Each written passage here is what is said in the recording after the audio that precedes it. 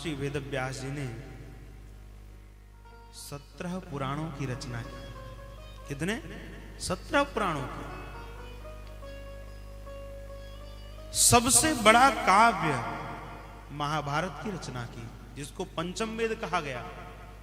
इतिहास पुराणम तो पंचमम वेद उच्यते।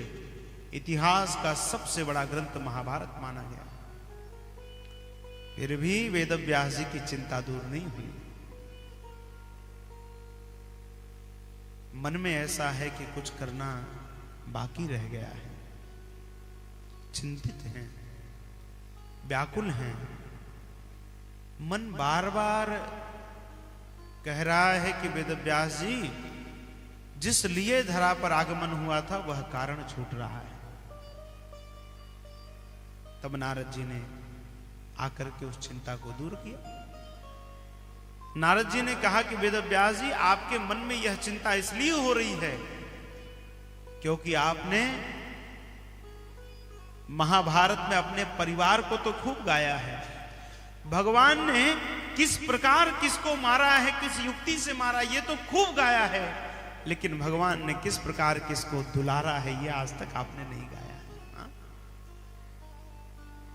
जो भगवान बड़े बड़े यमलात्मा विमलात्मा मुनियों को दुर्लभ हैं, वह भगवान गजराज को बचाने के लिए चले जाते हैं। जिनके भ्रिकुटी मात्र से यह पृथ्वी थरथर कांपती है, समुद्रों में उछाल आ जाता है, वह भगवान मां यशोदा जी के भय से ब्रज की कंटकपूर्ण गलियों में दौड़ते हैं। जिन भगवान के नृत्य करने से, चिंतन करने मात्र से पृथ्वी में प्रलय आ जाता है, वह भगवान ब्रज की ग्वारियों को थोड़े थोड़े दही माखन के लिए भगवान उन गोपियों के समक्ष नृत्य करते हैं।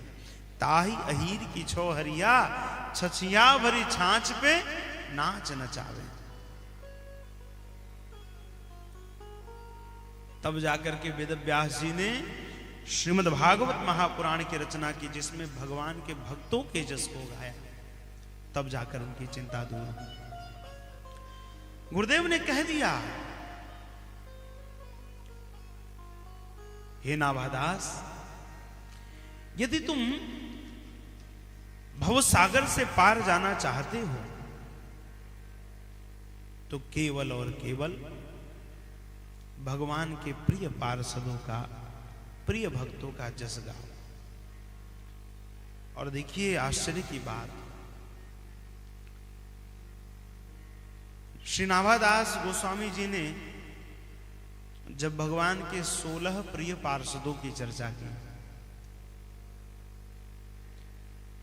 हरि वल्लभ सब प्रार्थों जिन चरण रेणु आशा धरी, कमला गरुण सुनंद आदि 16 प्रभुपद रति, हनुमंत जामवंत सुग्रीव विभीषण सबरी खगपति, ध्रुव उद्धव अम्बरीश विदुर अक्रूर सुदामा, चंद्रहास चित्रकेतु ग्राह गज पांडव नामा, कौशारव कुंती वधु पट ऐचत लज्जा हरि, हरि वल्लभ सब प्रार्थों जिन चरण रेणु आशा धरी।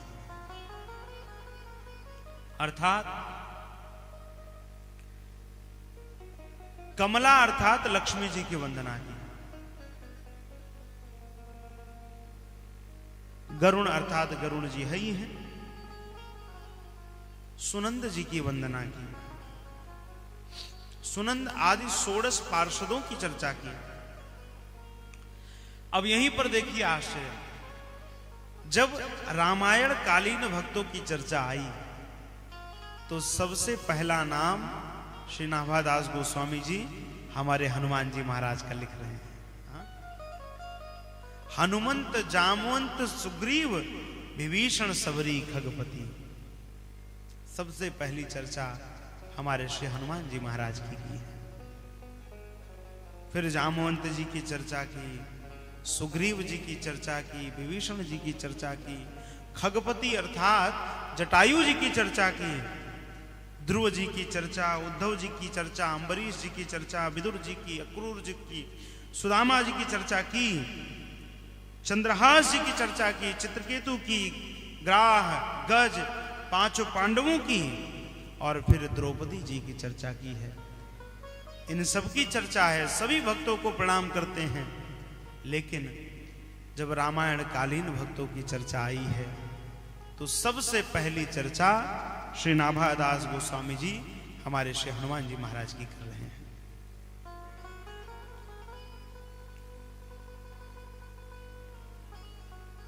और इन्हीं हनुमान जी महाराज के दिव्य गुणगणों की चर्चा हम सब इस 3 दिवसीय सत्र में करेंगे। वैसे हनुमान जी का चरित्र तो अपार है। जिस प्रकार सागर को पार नहीं किया जा सकता, उसको हनुमान जी ही पार कर सकते हैं, उसी प्रकार हनुमान जी महाराज का चरित्र भी अपार है।